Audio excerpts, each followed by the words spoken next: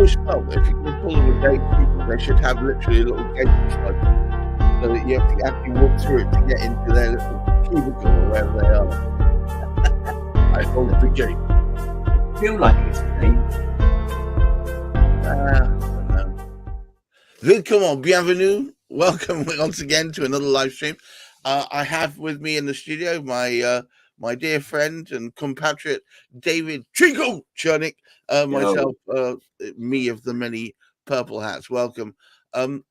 We talk about modern sales in as much as the stuff that people perceive as being the necessary or unnecessary parts of those transactions. And the one we're going to talk about is the fabled gatekeeper.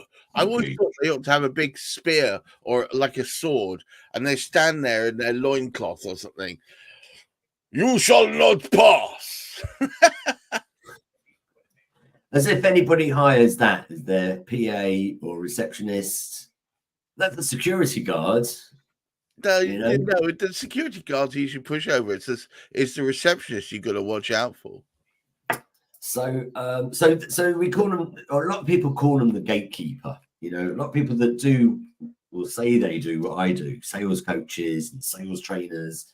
It's the gatekeeper, and it's a useful word for them because it kind of chimes with their target audience, people that want to sell better, and gives them somebody to blame for the fact that they weren't able to get through to the right person. Well, it's the gatekeeper's fault.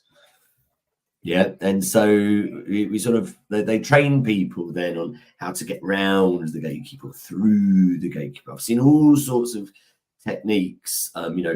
Phone the office before the gatekeeper turns up for work. I've seen look up on LinkedIn to see who the person you're targeting is connected to and pretend to be that person. There's a well-known sales trainer that actually says to do that. Wow.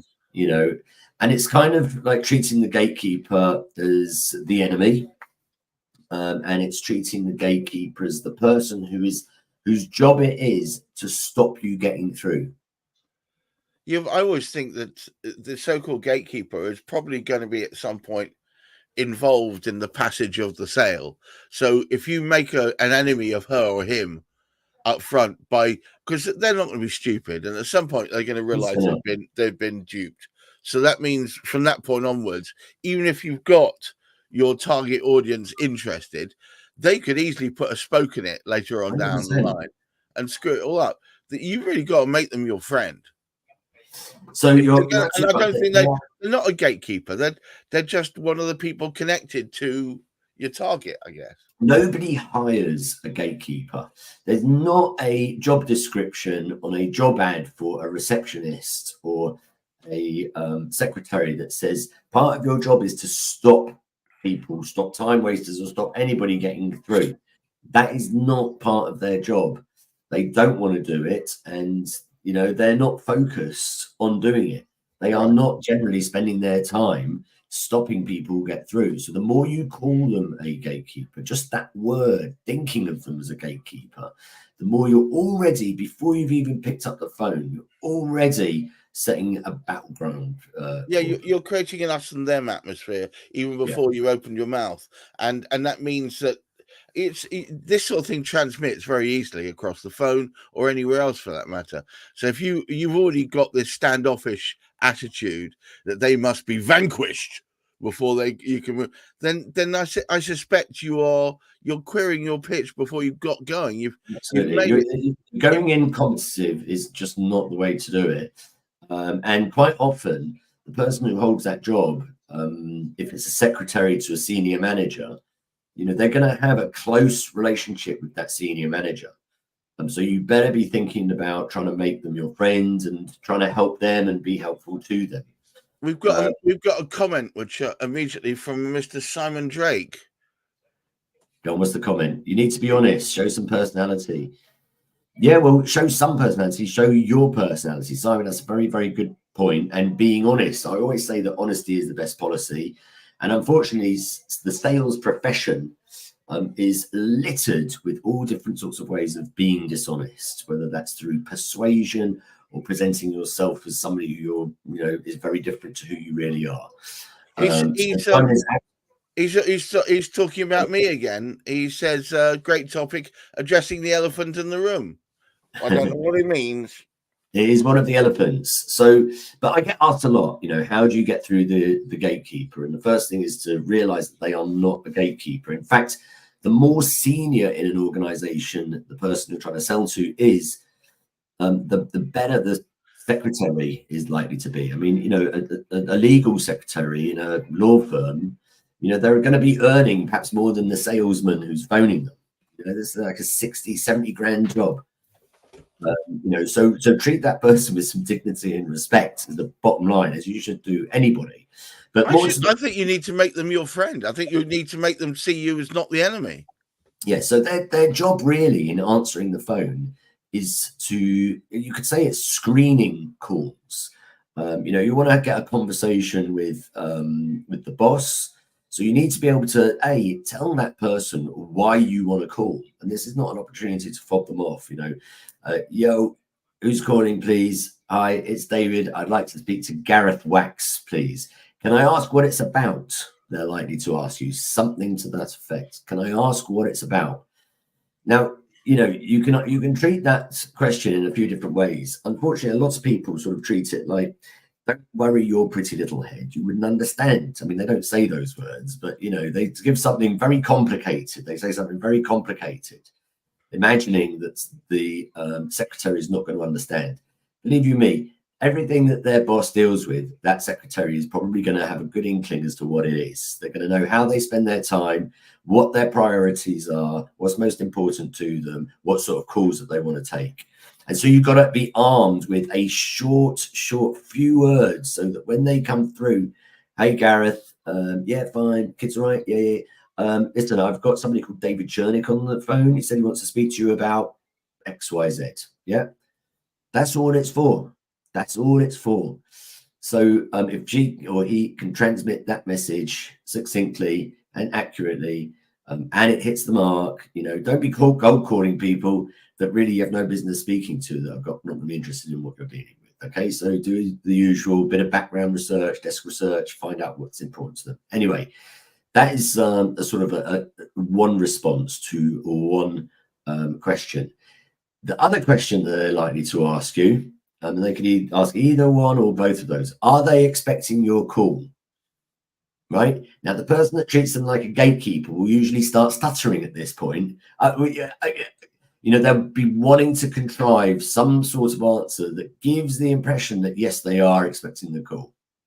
Yep, that's just not going to help you. The answer to the question, are they expecting your call, is if they're not expecting your call, the answer is no. They weren't expecting to hear from me. Now, going through now you might or might not get through, and that's cool. It takes an average, and we've discussed this before, it takes an average of about 6 attempts to get through to the right person, 6 touch points, a call, an email, a message, a combination of those things. I heard it was between 8 and 12 these days. Yeah, it can be more. But I mean, I suppose it depends how good you are at it. It takes some practice. But, really, there's somebody you really want to get hold of. And, you're going to be facing some competition to get hold of them. And if they're a decent buyer, they're probably going to be very busy. It's going to take a number of attempts. Well, I've got what I normally do is I do some research, as we've always talked about these things before, do a little bit of research, which will involve touch point on LinkedIn.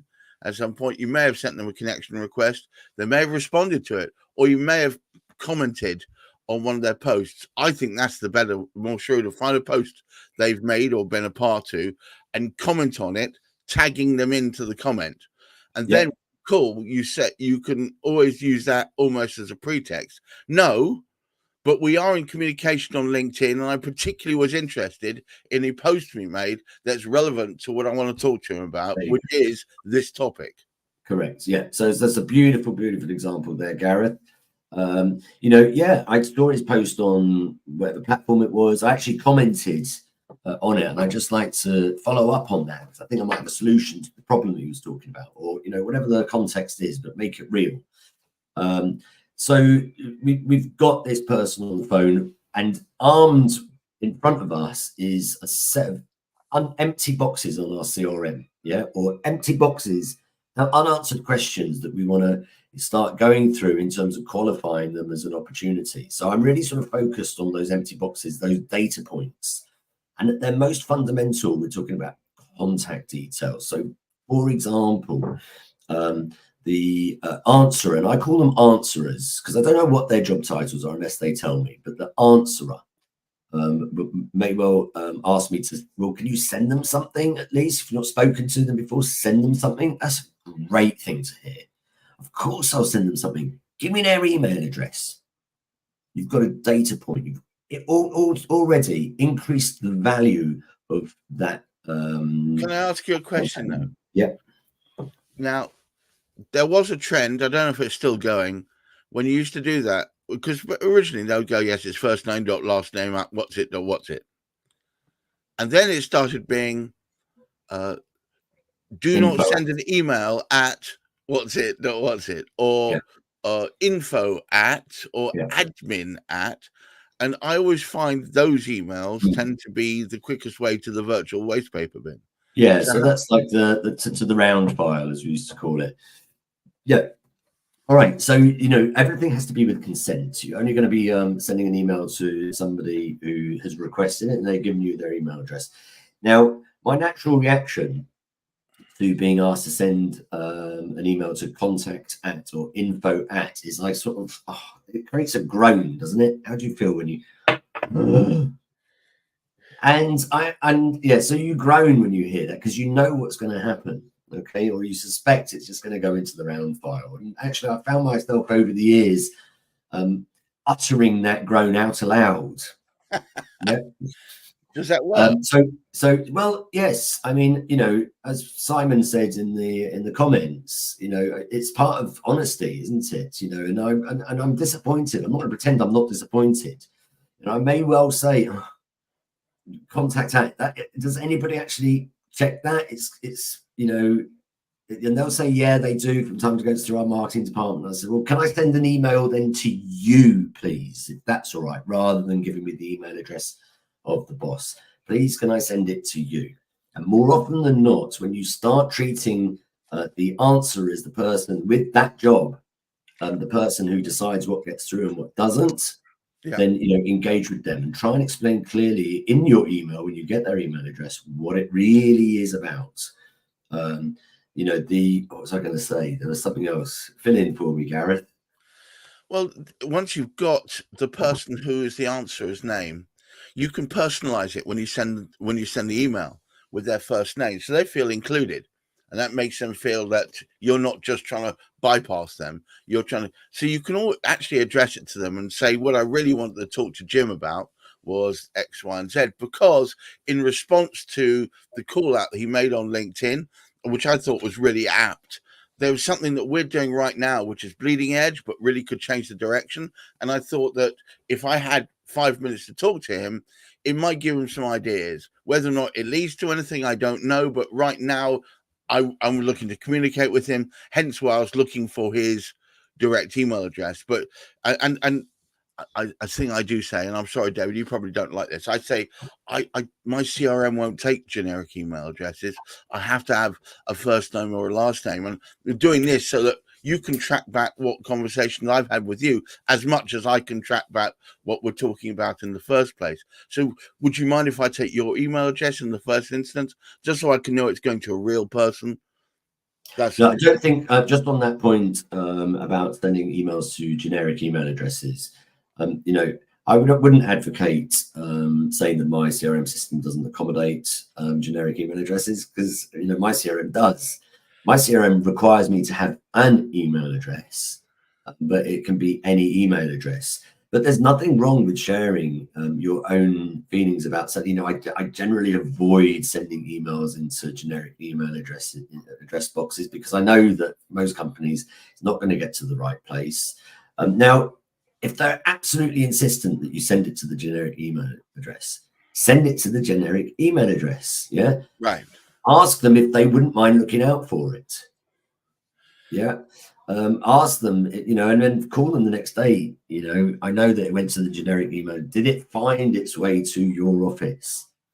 But essentially, all we're trying to do here, and all of these are examples of trying to find some sort of connection with the call answerer. Yeah, they are part of the decision-making process. Yeah, they mustn't feel like you're bypassing them. That's the truth. And we've talked about it before as well. Human beings, we're sensitive to these things. We know when somebody's trying to persuade us. We know when somebody's trying to belittle us. We know when somebody's trying to bypass us. So that is the opposite of what we're trying to do. We have to try and engage them. They are part of the decision-making process. They are going to be the person who will help you get through to the right person. So look, it just reminds me to say thank you very much, Simon. Lovely comments. You're right on the ball.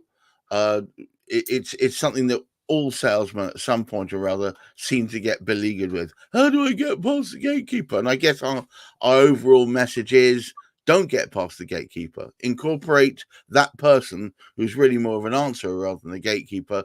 They're part of the puzzle, and they need to feel like they're included, just like you need to feel like you're getting human contact. Being dumped down a generic email address can be okay as long as you feel like you can get it. So I phoned back the day after and say, look, I just want to check. I get paranoid that my emails aren't getting through. Did you get my email? I just want to make sure that at least you got to see it. Is that all right? And if they're feeling like that and they feel like you're being genuine, and I as David will say, in the first instance, be genuine. There's no need to cover up anything. We don't need. This is the modern day. People know what's going on. We don't need to pretend it's anything otherwise. So just be direct. I'll just add my final thought then, please, which is this: no secretary or receptionist ever gets fired for putting the wrong call through. Yeah, it's going to be slightly annoying to their boss.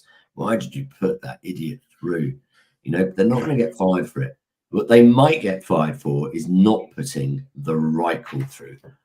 I can't believe you stopped him getting through. That was the person that was the savior of our company. You're fired, right? Have that thought in mind. Thanks, one and all.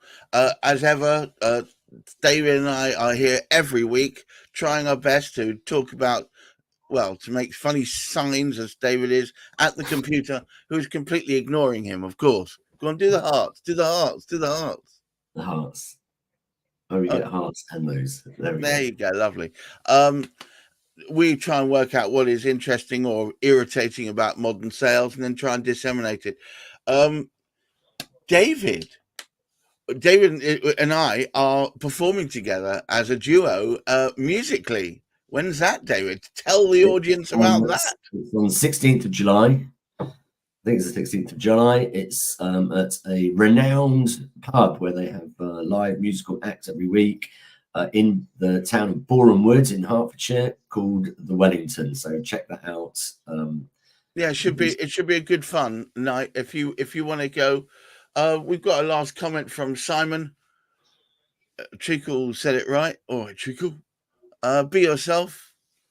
Oh, thanks, man. I appreciate your tell your friends, tell your enemies. I don't care. All right. So once again, thank you one and all. And until next time, try and have a buoyant, upbeat week and also great mental health. Bye-bye now. Ciao.